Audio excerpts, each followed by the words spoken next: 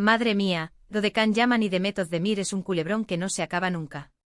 Y justo cuando pensábamos que la cosa estaba más o menos tranquila, ¡zas! Vuelven a la carga los que van a saco contra ellos. ¿Pero por qué? Pues parece que ya se ha destapado el pastel, y ojo porque esto tiene miga. A ver, seamos honestos, ¿quién no se ha preguntado alguna vez qué pasa realmente entre los fans de Can y los de Demet, o mejor dicho, entre los que no les quieren ver juntos ni en pintura? Porque sí, amigos, hay gente que todavía vive anclada en el pasado y no supera que su pareja soñada de la tele ya no lo sea en la vida real.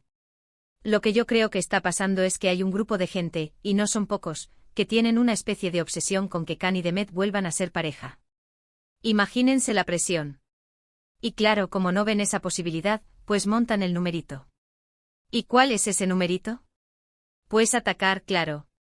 Atacar a uno, atacar al otro, crear polémicas donde no las hay, lo típico para joder el rollo. Muchos dicen que es envidia, que no soportan verlos felices y exitosos por separado. Y yo, para serles sincero, sospecho que va por ahí. ¿Por qué si no iban a estar atacando constantemente? No tiene sentido. Si ya no están juntos, ¿qué problema les causa? Que cada uno siga su vida.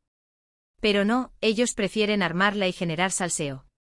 La verdad es que Can Yaman y Demet Özdemir son dos caramelos para la prensa y las redes sociales. Son guapos, son talentosos, y lo que es más importante para algunos, son una pareja que dio mucho que hablar. Y supongo que hay quien se queda atrapado en esa nostalgia, queriendo revivir lo que una vez fue. Piensen un poco cuántas veces hemos visto comentarios del tipo ojalá vuelvan, o hacían una pareja perfecta. Pues esa misma energía, pero en negativo, es la que mueve a los haters. O sea, si no pueden tener lo que quieren, lo sabotean. Qué triste, la verdad. Y lo más curioso es que parece que esta vez la motivación detrás de estas reacciones tiene que ver con proyectos nuevos.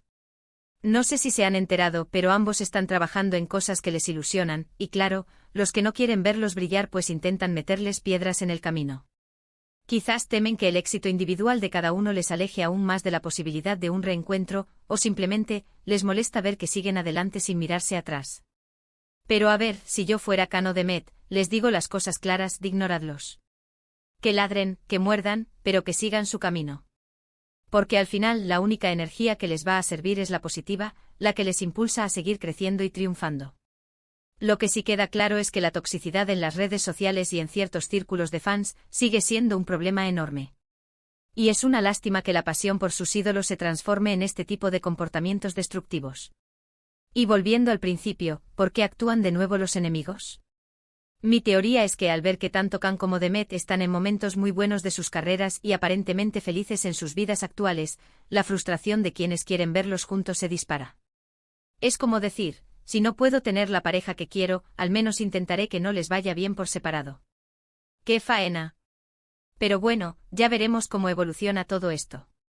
Lo que es seguro es que mientras estos dos sigan dando de qué hablar, habrá gente para todo. Ahora, la pregunta del millón para ustedes, ¿creéis que esta gente que ataca a Can y Demet solo quiere verlos juntos de nuevo, o hay algo más oscuro detrás de su obsesión?